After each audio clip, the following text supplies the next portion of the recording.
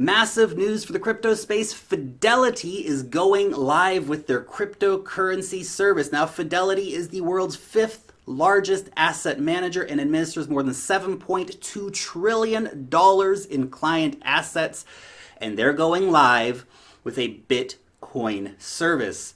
Now, they said in a tweet, "We are live with a select group of eligible clients and will continue rolling out slowly. Our solutions are focused on the needs of hedge funds, family offices, pensions, endowments, and other institutional investors."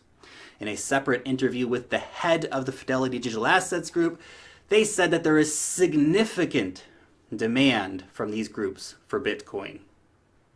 And of course there is. Of course there is. The demand for Bitcoin from these groups, which have been largely held back, is growing daily. And there's so many issues that have held that big money wave back. And if you can imagine it like a dam, there's this dam and it's slowly cracking. And that dam is made up of regulatory uncertainty and storage concerns and custody concerns. And all the water behind that dam is actually the money that all these institutions want to invest. And slowly this dam is coming undone. And as we move forward, that dam is going to break and that flood of money is going to come in to the cryptocurrency economy. Now, in a more detailed Medium post, they said that the initial client list is limited due to wanting this initial phase to be the final testing and to ensure the processes work as they want them to. So we're seeing a limited client list coming out, but that client list will be expanding as the year goes on. It makes sense to me that they want to make sure that their 10 clients that they have on board, everything works exactly as they want, because if they screw it up, that's bad PR. Good PR if it works as they have planned it to. Now, Fidelity is offering custody and Fidelity is offering trading. Two very powerful things for the institutional clients that they're courting. Now, another quote from them, they said, "Our conversation with a variety of institutions have served to underscore their clear need for a trusted platform provider in order to engage with digital assets in a meaningful way. For many institutions, of course, this has been a key barrier. We have not had trusted platforms with names like Fidelity or with names like Bakkt." That's also going to be very important when it comes out. And you might say, well, why don't these companies just go out and buy some Bitcoin and throw it on a ledger and they're good to go? That's actually counterfactual to how these organizations work. I mean, some family offices might be comfortable doing that. Even then, a lot of family offices are more conservative and may not do that. But when we start talking about hedge funds and endowments and different institutional investors like that, pension funds, they don't do that. Many of them, by their own charters, are not allowed to do that, or legally in their jurisdiction, in their states, they're not allowed to do that. But Fidelity offers them now the ability to be allowed to do that. That custody service is super important for them. And the trading desk by Fidelity, also super important for them. Now we can have a hedge fund call Fidelity and say, "Get me 5,000 Bitcoin." And it's just done. It's just done. And that's amazing, because that 5,000 Bitcoin is bought by Fidelity and then goes straight into Fidelity's custody. So it's legally compliant, provides that trust that these organizations are after. And then we've got all these institutions getting in.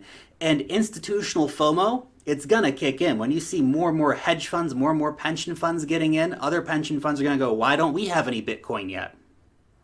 And it's going to take off quicker than I think a lot of us realize it's going to. There's another line that I really liked. They said that they are providing a combination of security and a central point of market access, disrupting the obfuscated nature of trading digital assets today. Repeat that. Disrupting the obfuscated nature of trading digital assets today. Just stop to think on this for a second. The circle is now complete. The institutions are now disrupting the disruptors. And the reality is that many crypto exchanges have operated in the darkness for way too long. Very little transparency has transpired in the centralized crypto exchange space. And I know we have many that are trying to be more compliant with regulations and to be more transparent. But things like Quadriga CX prove as an amazing example of exactly why institutions were not getting into crypto.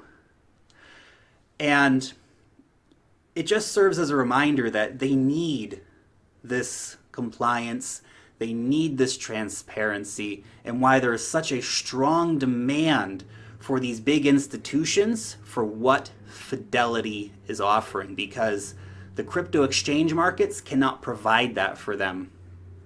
But Fidelity can. Now, currently, Fidelity is only supporting Bitcoin. They have said, though, that there are many more cryptocurrencies that will be supported in the future, so we can watch out for those to be coming. They said, we're currently supporting Bitcoin. We have designs to support other coins over the balance of the year, centered on various criteria, including our in-house selection framework, where we obviously look at client demand and other things. They go on to say, we will probably go in market cap order. That's where the demand is, but it doesn't mean that we will list every coin. There may be reasons why we won't list a coin that have nothing to do, quite frankly, with client demand, which is very interesting. Think about the implications for like XRP, for example. What if XRP is deemed a security? We have that outlying legal question, and regardless of whether you think XRP is a security or not, there is ongoing litigation around that, and I would be surprised if Fidelity would be willing to get in on something where there is ongoing litigation. Maybe they'll look at Litecoin. Litecoin's very popular, it's got great liquidity. Interestingly, though, they did have this to say about Ethereum.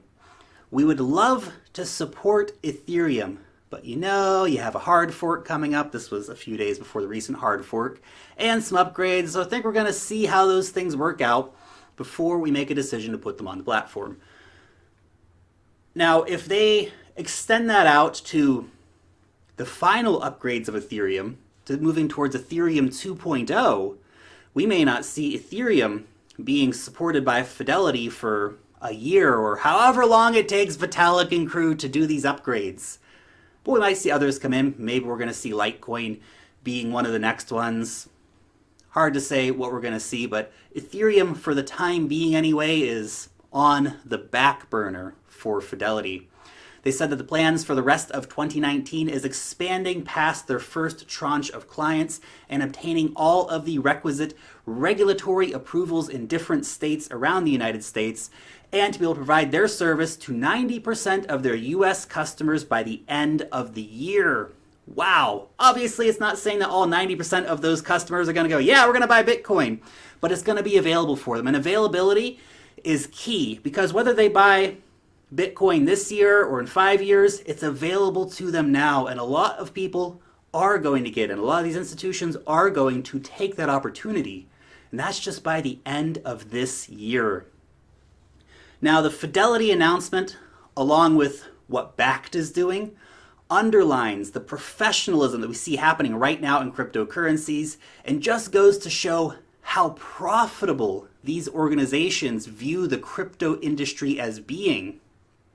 And I know, right? I know this is another Lark so bullish on cryptocurrencies rant. Look at the fundamentals that are going on in the industry right now. They keep getting better by the day. We see what the institutions are doing. We see what the big money's doing. We see what the big whales are doing. And long term, I'm so excited about the future of cryptocurrencies. It's so exciting, and it's such a great opportunity to be here right now, watching all these developments unfold, realizing how small the crypto economy still is and how much room it still has to grow. Anyway, just my 2 Satoshis on the Fidelity announcement and Fidelity officially going live with their platform. You'll let me know what you think about it down below in the comment section. Thank you so much for watching today's video. As always, I much appreciate your time, and you guys are super, super awesome. Seriously, I love you all. And if you did enjoy the video, leave a thumbs up on it. You can always subscribe to the channel if you're new around here, and hit that notification bell to know when I put out a new video. Long live the blockchain, and peace out till next time.